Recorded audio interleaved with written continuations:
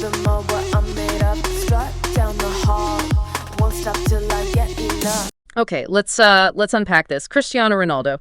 He just finished his Saudi Pro League season, and, well, on a personal high, anyway. Right, clinching the golden boot. Quite a haul, 25 goals. Yeah, 25 goals. That puts him ahead of some, pretty established names. Ivan Toney, Karim Benzema, his old teammate. Mm-hmm. Quite a feat at this stage of his career, wouldn't you say? Absolutely. It really underscores his enduring quality. To still be that prolific. It says a lot about his dedication, his professionalism. But here's where it gets really interesting, I think. Despite that individual success, Al Nassr, no major trophies this season. Right.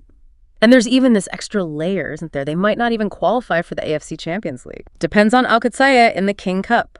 Yeah, that contrast is stark. Personal accolades versus team results. It's always a point of discussion, especially for someone like him. Makes you wonder what his priorities are now, doesn't it, as his career moves on? Exactly. And he's sort of stoked the fire himself, hasn't he? Oh, yeah, that cryptic post on X. What was it?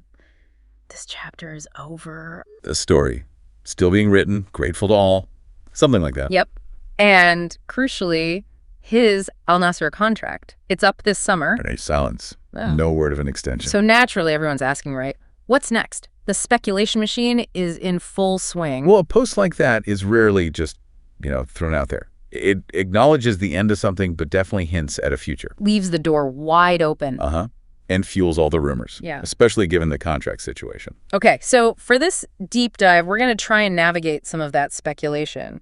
We're leaning on the experts at Transfermarkt here. Right. They've outlined 5 potential transfer destinations. Our aim is to really dig into these possibilities, look at the why behind each one, the factors that might actually be, in play for his decision. Yeah, moving beyond just the headlines, thinking about his competitiveness, the money side, maybe personal connections too. Okay, first up on their list, Brazil. Brazil. Interesting one. Seems like there are some strong links being made, and it mostly hinges on the upcoming Club World Cup, doesn't it? It does. There's been quite a bit of chatter about him potentially playing in that tournament. And what gives this maybe a bit more weight is Gianni Infantino, the FIFA president, actually commented on it. He did. Mentioned discussions, apparently, with some clubs about Ronaldo potentially playing in the Club World Cup. That sort of thing, it lends it a bit more credibility, takes it beyond just gossip. Suggests a strategy, maybe? Could be. Maybe FIFA wants to boost the tournament's profile. Getting a huge star like Ronaldo involved, even short-term, would definitely do that. And the Brazilian clubs in the tournament.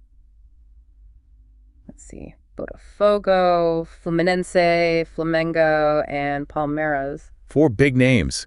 Imagine the buzz if he joined one of them just for that competition. Yeah, from FIFA's angle, you can totally see the appeal. Massive global visibility, huge fan interest. It would be a spectacle. Definitely. Okay, let's shift gears a bit. Stay in the region, sort of. Possibility number 2, Al Hilal. Al Nassr's big rivals in the Saudi Pro League.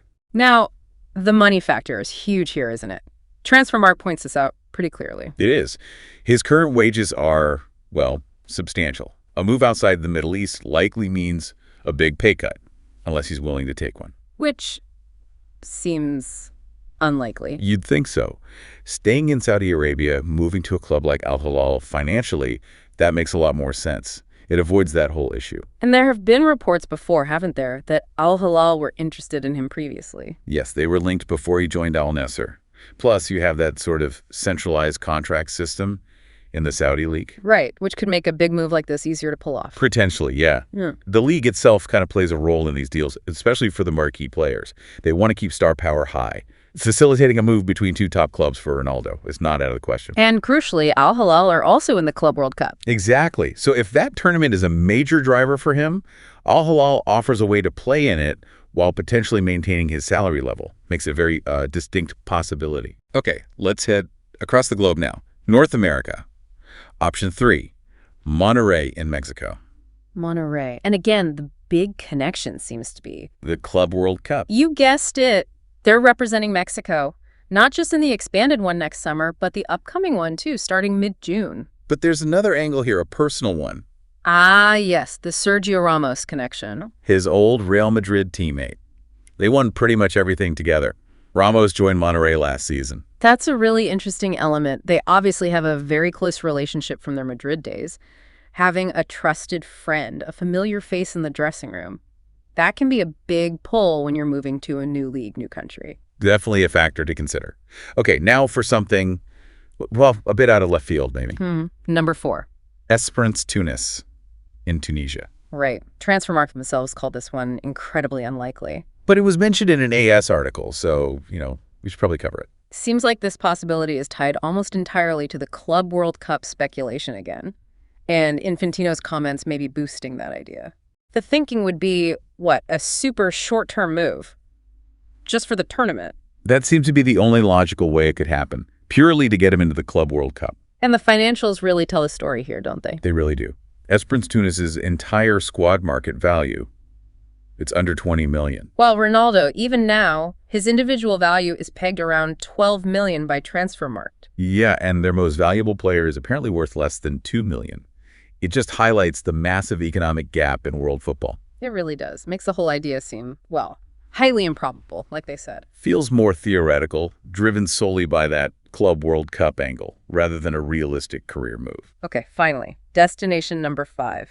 This one might pull at the heartstrings for some fans. Sporting CP. Ah, the return home narrative. Back to his boyhood club in Portugal, where it all started before Manchester United. It would be a pretty romantic end to his career, wouldn't it? Absolutely. There's a huge emotional pull there, returning to where he first made his name. You can see why people talk about it, especially as he gets towards the end. He has said in the past he wasn't really considering it. But things change, right? Transfermarkt suggests maybe his stance is shifting now. And Sporting are the Portuguese champions. They're likely losing their main striker, Victor Gyökeres, this summer. He's got a huge market value, around 75 million apparently. So potentially there's an opening, both on the pitch and maybe financially, depending on how that Gyökeres deal plays out. And it offers him top-level football, Champions League potentially. Right. Well, maybe realistically, he won't get the kind of offer he wants from, say, a top Premier League or La Liga club anymore, returning to a successful sporting team. That could be very appealing. Competing for trophies, familiar surroundings. It's definitely one to watch. Okay, so just to quickly recap the 5 possibilities from Transfermarkt. We had Brazil, mainly linked to the Club World Cup. Al Hilal in Saudi Arabia, keeping him in the region, financially viable, and also with that Club World Cup link. Monterrey in Mexico, again, the Club World Cup plus the Sergio Ramos connection. CR7’s, the very unlikely Club World Cup wildcard. And finally, the potential homecoming, the sentimental return to Sporting CP. Each one offers something different, doesn't it? The tournament, the money, personal ties, or that emotional connection. Exactly. It really highlights the different factors that might be weighing on his mind. And like Ronaldo himself said, the story is still being written. It really feels uncertain, doesn't it? His next move is genuinely up in the air. Which leads to the big question, really. For you listening, when you consider Ronaldo's drive, his hunger for trophies, his ability to still perform, which of these potential next chapters seems the most compelling? And maybe, what does his eventual choice tell us about what matters most to athletes like him, right at the twilight of these incredible careers? Something to think about. Sound the alarm. I'm coming up. We'll have a ball. I'm sweet like a buttercup. You're Bobby doll. Show them all what I'm made of. Strut down the hall. Won't stop till I get enough.